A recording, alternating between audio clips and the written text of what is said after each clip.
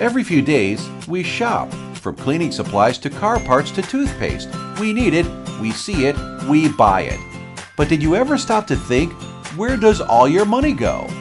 Let's take, for example, the latest Nike shoe that sold for $100. The cost for Nike to manufacture the shoe was about $30.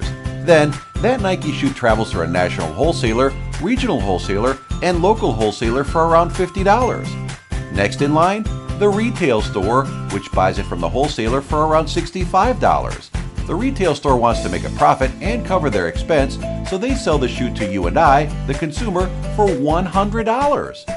And that, my friends, is how the price of a shoe increases by 330% with no value added to the shoe from the moment it leaves the factory until it reaches your feet. What if you could put some of these hundreds of percents of profit into your own pocket? Take a moment and travel back in time with me. The year is 1899 and Sebastian Kresge has founded Kmart. Over time, Kresge became aware of the need for lower prices and higher values, and so he drew customers' attention using blue flashing signs. These blue light specials told the shoppers about special sales and led to increasing competition between retailers. In 1966, Sam Walton figures out a way to offer customers an even better value for their money by removing non-value-added wholesalers from his supply chain. This allowed him to lower prices and pass savings down to the customer, all while increasing the profits left over for himself. How did it work? The Waltons created the largest retailer of all time, and the Walton family became very wealthy. In 1994, more change was coming. Jeff Bezos, founder of Amazon, took advantage of the information age. Leveraging the internet, he got rid of both wholesalers and retail stores, cutting out lots of middleman expenses. Amazon offered, in many cases, familiar products but for slightly lower prices. But because of e-commerce, they also offered to-your-doorstep convenience. Because of the money and time savings for the consumer in this fast-paced society, people started to shift.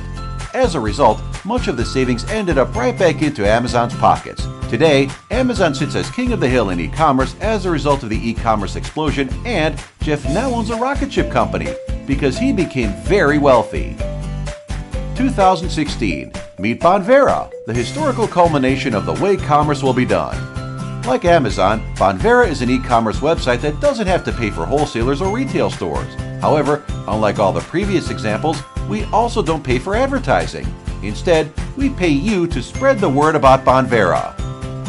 That's right, Bonvera supplies its users with everyday products bought with budgeted everyday dollars, while also giving you the opportunity to start to ring your own cash register.